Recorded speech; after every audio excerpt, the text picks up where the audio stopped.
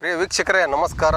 ನಾನು ನಿಮ್ಮ ಹಸಿರು ಶಾಲ್ ಚಂದ್ರಣ್ಣ. ಇವತ್ತಿನ ದಿನ ಏನಾಗಿತ್ತಪ್ಪ ಅಂತಂದರೆ ಹಾವೇರಿ ಜಿಲ್ಲೆ ರಾಣೆಬೆನ್ನೂರು ತಾಲೂಕಿನ ಇವತ್ತು 2 ಅಂಗಡಿ ಒಳಗೆ NPK 17 ಅನ್ನೋ ಗೊಬ್ಬರ ಒಂದು ಲೋಕಲ್ ರೀತಿಯಲ್ಲಿ ಬಂದೈತಿ. ಸಾಮ್ರಾಟ್ ಅನ್ನೋ ಒಂದು ಕಂಪ್ನಿ, ಕೊಪ್ಪಳದಲ್ಲಿರ್ತಕ್ಕಂಥ ಒಂದು ಸಾಮ್ರಾಟ್ ಕಂಪ್ನಿಯಿಂದ ರಾಣೆಬೆನ್ನೂರಿಗೆ ಇವತ್ತು ಬಂದಂಥ ಗೊಬ್ಬರ ಇಡೀ ಕರ್ನಾಟಕ ತುಂಬೆಲ್ಲ 17 ಗೊಬ್ಬರ ಹೋಗಿರ್ತೈತಿ.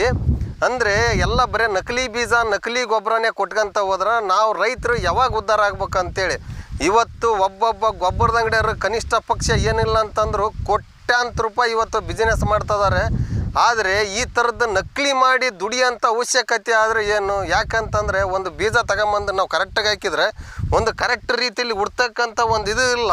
ಕೇಳಿದರೆ ಎಲ್ಲದಕ್ಕೂ ಒಂದೊಂದು ಉತ್ತರ ಹೇಳ್ತಾರೆ. ನೀವು ಬಿತ್ತಣಿಕೆ ಸರಿಯಾಗಿಲ್ಲ, ಮಳೆ ಸರಿಯಾಗಿ ಆಗಿಲ್ಲ ಅಂತ ಹೇಳ್ತಾರೆ. ಒಳ್ಳೇದೊಂದು ಗೊಬ್ಬರ ಹಾಕೋಣಪ್ಪ ಅಂತೇಳಿ ಸಾಲ ಸೋಲನ ಮಾಡಿ ಒಡವಿನೆಲ್ಲ ಇಟ್ಟು ಒಂದು ಗೊಬ್ಬರ ಹಾಕಿ 2 ಕಾಳು ಜೋಳನೋ ಏನೋ ಒಂದು ಬೆಳೆನಂತ ಬಂದ್ರೆ ಅದನ್ನು ಕೂಡ ಒಂದು ನಕಲಿಯಾಗಿ ಮಾಡ್ತಾಯಿದ್ದೀರಲ್ಲ. ಇವ್ರನ್ನೆಲ್ಲ ಏನು ಮಾಡ್ಬೇಕಂತೇಳಿ ಇವತ್ತೇನಾಗೈತಪ್ಪ ಅಂತಂದ್ರೆ ಸಾಮ್ರಾಟ್ ಕಂಪ್ನಿ ಅನ್ನೋ ಒಂದು ಕಂಪ್ನಿನೇ ಮುಚ್ಚಬೇಕದನ್ನ. ಯಾಕಪ್ಪ ಅಂತಂದ್ರೆ ಒಂದು ಸಾಮ್ರಾಟ್ ಕಂಪ್ನಿ ಅಂತ ಕಂಪ್ನಿ ಇರಿದ್ರೆ ಇಡೀ ದೇಶ ತುಂಬೆಲ್ಲ ರಾಜ್ಯ ತುಂಬೆಲ್ಲ ಈ ಥರದ್ದು ಒಂದು ಕಳ್ಳ ಮಾಲು ಎಲ್ಲ ಗೊಬ್ಬರದ ಅಂಗಡಿ ಕೊಟ್ಕೊಂತ ಹೋದ್ರೆ ಇವತ್ತು ನಾವು ಯಾವ ಥರ ಬೆಳಿಬೇಕು? ಗೊಬ್ಬರನೂ ಕಳಪಿ, ಬೀಜನೂ ಕಳಪಿ.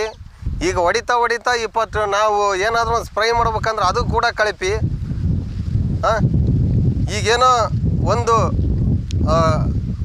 ಕೃಷಿ ಇಲಾಖೆಯವರು ಅದನ್ನು ಕೂಡಲೇ ಗಮನಿಸಿ ಏನೋ ಒಂದು ಇದನ್ನು ಮಾಡಿದ್ದಾರೆ.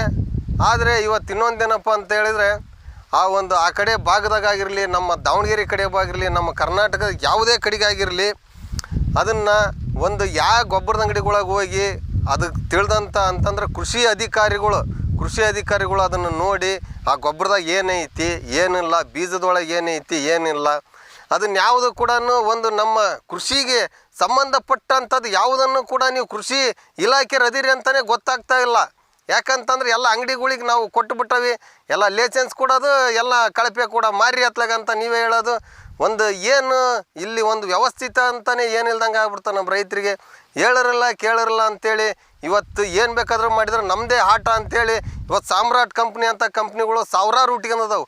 ಎಂತೆಂಥವು ಗೊಬ್ಬರ ಕೊಡ್ತೇವೆ, ಎಂತೆಂಥದೋ ಇದನ್ನು ಕೊಡ್ತೇವೆ ಅಂಥೇಳಿ ಎಲ್ಲಿ ತನಕ ಹೋದ್ರೂ ನಮ್ಮ ರೈತರಿಗೆ ಏನು ಒಂದು ಉಣ್ಣಕ್ಕೆ ಊಟ ಇಲ್ದಂಥ ಮಾಡೋಂಥ ಪರಿಸ್ಥಿತಿ ಇವತ್ತು ಗೊಬ್ಬರದ ಅಂಗಡಿಯವ್ರು ಮಾಡ್ತಾಯಿದ್ದಾರೆ.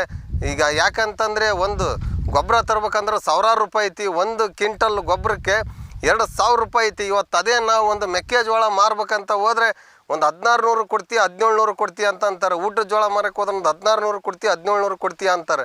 ಅಂದರೆ ಇವತ್ತೊಂದು ಕೂಲಿ ಕಾರ್ಮಿಕರಿಂದ ಹಿಡಿದು ನಾವು ಎಲ್ಲದರಿಂದನೂ ಒಂದು ಸಲುವಿಕೆಂದು ಕಷ್ಟನ ಸುಖನ ಮಾಡಿ ಈ ಥರ ಒಂದು ಕಳಪೆ ಗೊಬ್ಬರ, ಕಳಪೆ ಬೀಜ, ಕಳಪೆ ಎಲ್ಲನೂ ಕಳಪೆ ಮಾಡಿಕೊಂತ ಹೋದ್ರೆ ಇನ್ನೂ ದಿನಕ್ಕೆ ನಾವು ಬೆಳೆದು ಕೂಡ ಬಿಟ್ಟರೆ ಒಟ್ಟಿಗೆ ಏನು ತಿನ್ಬೇಕಾಗತ್ತೆ ಅನ್ನೋದು ಎಲ್ಲ ಇವತ್ತು ಯೋಚನೆ ಮಾಡ್ಬೇಕಾಗಿತ್ತು. ಗೊಬ್ಬರ ಮಾರಂತರಾಗಿರಲಿ, ಇವತ್ತು ನಮ್ಮ ಕರ್ನಾಟಕದ ಎಷ್ಟು ಅಂಗಡಿಗಳದಾವ ಎಲ್ಲರೂ ಇನ್ಸ್ಪೆಕ್ಟರ್ಗಳು, ಅದಕ್ಕೆ ಸಂಬಂಧಪಟ್ಟಂಥ ಅಧಿಕಾರಿಗಳು ಈ ಕೂಡಲೇ ಎಚ್ಚೆತ್ತು ಪ್ರತಿಯೊಂದು ಅಂಗಡಿಗಳೊಳಗೆ ಅವ್ರು ಎಷ್ಟು ಮಾರ್ತಾ ಇದಾರೆ, ಇದು ಎಲ್ಲಿಂದ ಬರ್ತೈತೆ ಅನ್ನೋದ ಒಂದು ದಯವಿಟ್ಟು ಗಮನಿಸ್ಬೇಕು. ಯಾಕಂತಂದ್ರೆ ನೀವು ಗಮನಿಸಲ್ಲ.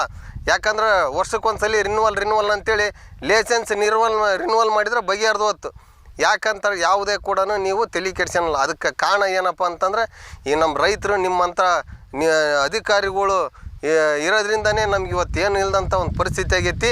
ದಯವಿಟ್ಟು ಇನ್ಮೇಲಾದ್ರೂ ಇಡೀ ನಮ್ಮ ಕರ್ನಾಟಕ ಎಲ್ಲೆಲ್ಲಿ ಕಳಪೆ ಗೊಬ್ಬರ, ಕಳಪೆ ಬೀಜ ಆಗ್ತಾಯಿತ್ತೋ ಅಲ್ಲೆಲ್ಲ ಹೋಗಿ ತನಿಖೆ ಮಾಡಿ ಆನಂತರ ನೀವು ಒಂದು ವರದಿಯನ್ನು ಸರ್ಕಾರಕ್ಕಾಗಲಿ ಒಪ್ಪಿಸಿ. ಸಾಮ್ರಾಟ್ ಅಂತ ಕಂಪ್ನಿಗಳು ಹಲವಾರುಗಳು ಅದಾವೆ. ಇವತ್ತು ಕೆರೆ ಮಣ್ಣನ್ನು ತುಂಬಿ ಗೊಬ್ಬರ ಮಾಡೋ ಅಂಥ ಒಂದು ಜನರು ಕೂಡ ಇವತ್ತು ಹುಟ್ಟಿದ್ದಾರೆ. ಅಂದರೆ ಎಲ್ಲದಕ್ಕೂ ರೈತನ್ನೇ ಕೇವಲ ಸಾಯಿಸಕ್ಕಂಥ ದೃಷ್ಟಿಲಿ ನೋಡಬೇಡ್ರಿ. ಯಾವ ಗೊಬ್ಬರದಲ್ಲಿ ಯಾವ ಅಂಗಡಿಯಲ್ಲಿ ಯಾವ ಗೊಬ್ಬರ ಐತೆ ಅನ್ನೋದು ದಯವಿಟ್ಟು ಅದನ್ನ ಪರಿಶೀಲನೆ ಮಾಡ್ಬೇಕಂತೇಳಿ ನಾನು ನಿಮ್ಮ ಹಸಿರು ಶಾಲ್ ಚಂದ್ರಣ್ಣ ಕೇಳ್ಕೊಂತದೀನಿ. ದಯವಿಟ್ಟು ಈ ವಿಡಿಯೋನ ಎಲ್ಲ ಕಡೆಗೂ ಶೇರ್ ಮಾಡಿರಿ, ಸಬ್ಸ್ಕ್ರೈಬ್ ಮಾಡಿರಿ. ಮುಂದಿನ ವಿಡಿಯೋಕ್ಕೆ ನಮಸ್ಕಾರ.